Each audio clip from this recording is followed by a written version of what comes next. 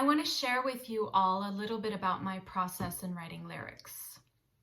I'm going to use as an example my lyrics for a song called Savior from my collaboration with Pieter Nooten. For most of this collaboration, Pieter sent me the instrumental tracks and then I would write lyrics and melody to them. When I received the instrumental track for the song that would become Savior, I just let it wash over me to see what feelings it elicited. And while listening to this track, I felt a profound sense of sadness. There were elements in it which suggested that this could be a very sad song, including a solo twang guitar element, which reminded me of Americana. And I thought, what is the saddest thing for me going on in America right now? And this was in 2017, when I was still in shock that so many Americans voted for Donald Trump. And the feeling that came up for me was not only anger, but sadness. And this made me ask myself, how tragic or sad must their lives have felt to them? What was the desperation, the despair, and the fear? How terrible must their lives have been for them to have come to the conclusion that voting for Donald Trump was the best option? So then I did some research and watched some interviews and focus groups of people in the US who had voted for Trump. I listened closely to their stories and their complaints.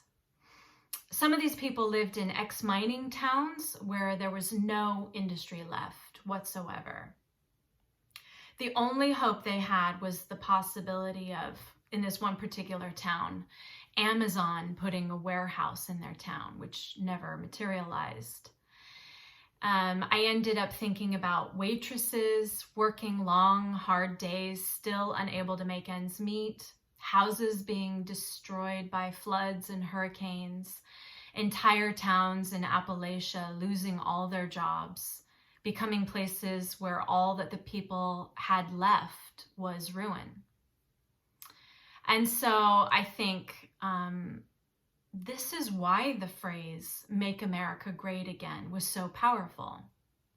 It speaks to the tragic sadness of the loss before nostalgia. So it captures the longing for a time that is past. And so I wanted to capture that snapshot of pain and desperation before the sweet nostalgia feeling.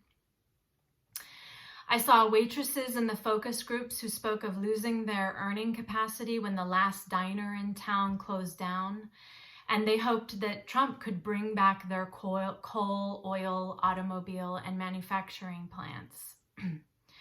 And one line I sing goes like this. Fingerprints washed up by 1,000 dishes,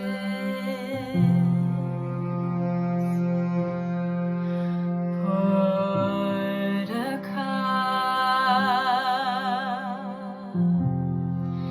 everything I'm about will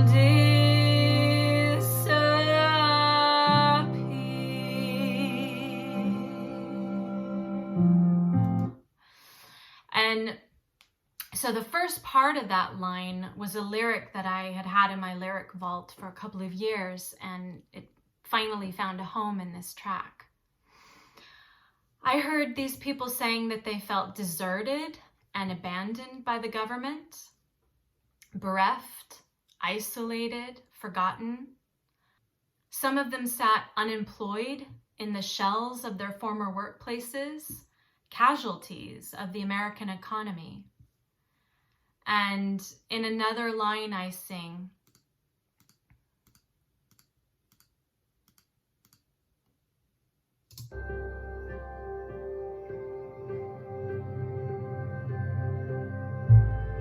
stand here long enough, you'll disappear.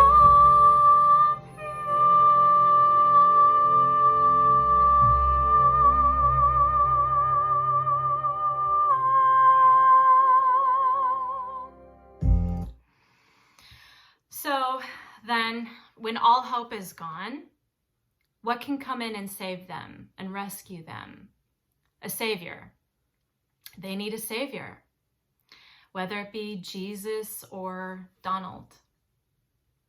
Someone to fight for them and make them whole again. Someone to tell them it's going to go back to how great it used to be. And they think, here he is. They think, he shoots straight, no bullshit, says it like it is. And they need to believe in him.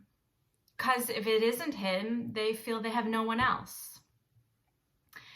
Then the song transformed and became a bit like a gospel song for me.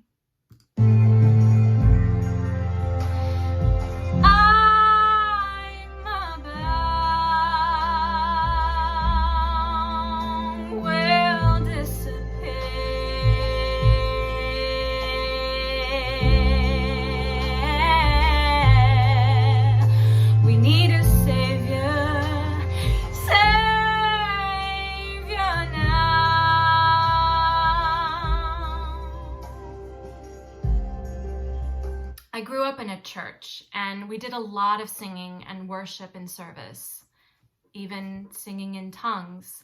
I don't use religion now, but I understand the emotional power of needing a savior and searching for one, and how that yearning feels to be sung. However, yearning for a savior is problematic.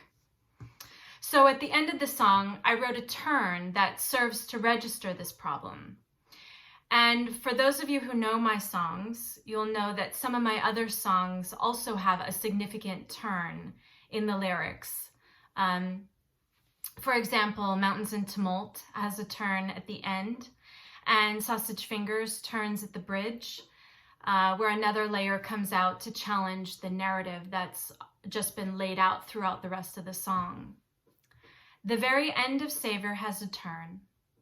And it asks what kind of a pact with the devil Americans are making by electing Trump. This is what the German Romantic poet Johann Goethe depicts in his play Faust. Faust sells his soul to the devil.